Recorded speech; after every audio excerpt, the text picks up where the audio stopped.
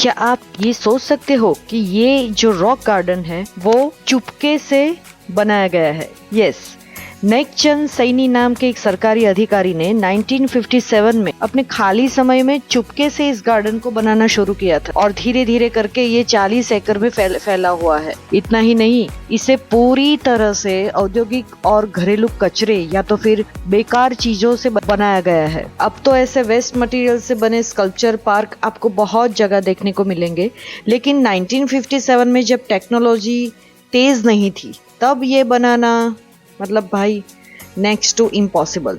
लेकिन नेकचंद जी ने ये कर दिया। उनके पीछे की स्टोरी बहुत इंटरेस्टिंग है, चलिए बताती हूँ।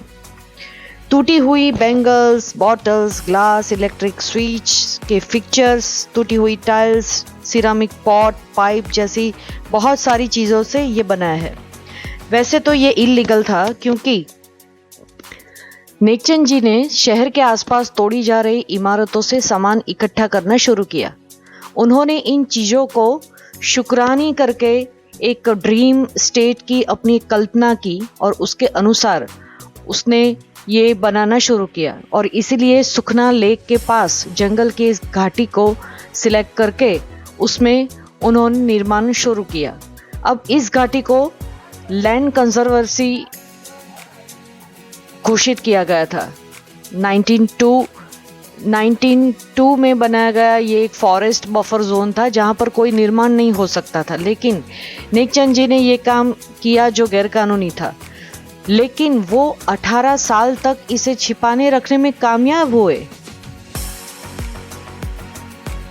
वाटरफॉल्स देखिए, ये बहुत ही सुंदर नज़ारा दिख रहा है रॉक गार्डन में। एक दो टूर आई है, ग्रुप आए हैं तो कुछ भीड़ ज्यादा है क्राउड आज। भी ज़्यादा है, मगर फिर भी आप देखोगे तो बहुत ही अच्छा लग रहा है।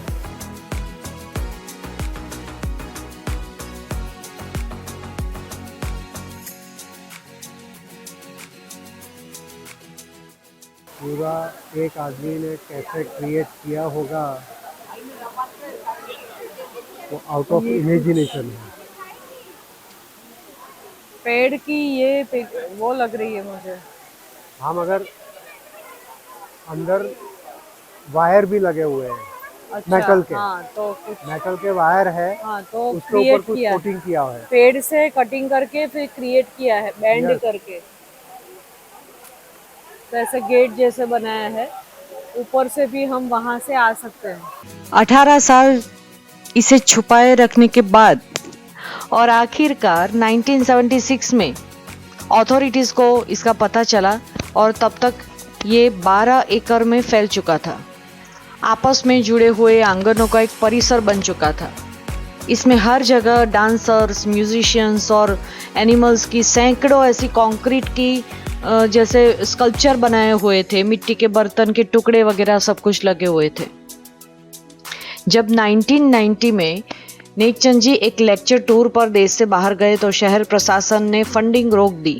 वैसे तो नियमानुसार इसे गिरा देना चाहिए था, लेकिन इसका रिजल्ट ये आया कि एक समझदारी भरा फैसला किया गया जहां पर नेकचंद जी को सैलरी दी गई और ताकि वो पूरे समय अपने काम पर ध्यान दे सके, और साथ में उन्हें 50 मजदूरों की टीम भी दी गई ताकि बहुत ही अच्छी तरह से एकदम डेडिकेटेड वो काम बिल्कुल डरे बिना कर सके।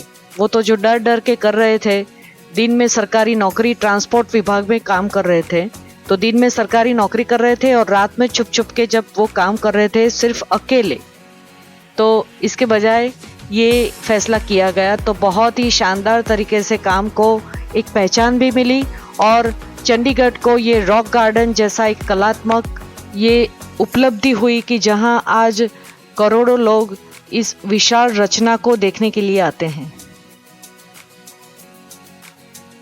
तो ये है रॉक गार्डन की कहानी। बहुत ही दिलचस्प ये कहानी है और उतनी ही इंटरेस्टिंग ये जगह भी है।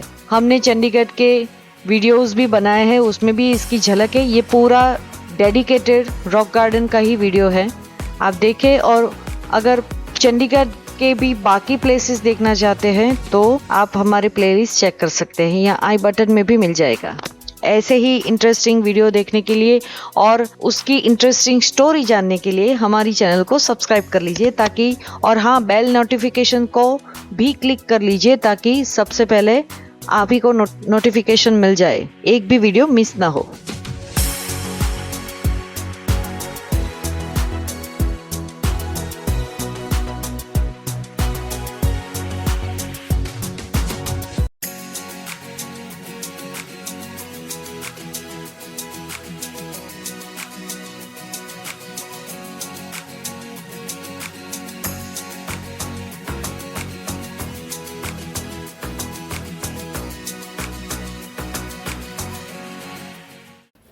वहाँ पे जैसे हाथी के शेप बनाए हैं, फिर हरण जैसा दिख रहा है। आई थिंक थोड़ा जू जैसा बनाने की कोशिश की है। ये जो बॉर्डर बना है ये भी काफ़ी इंटरेस्टिंग है, देखिए रॉक से ही। और यहाँ पे देखिए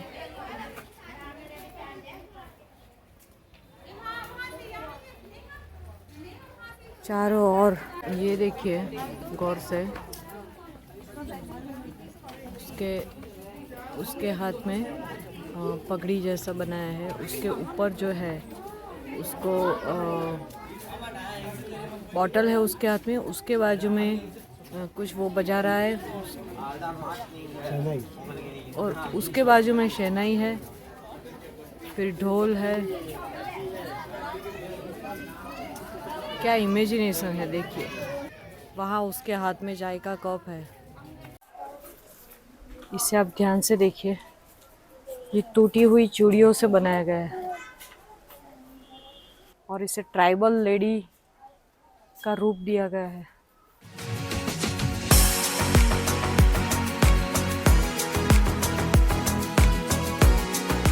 टूटे हुए मग से बनाया है।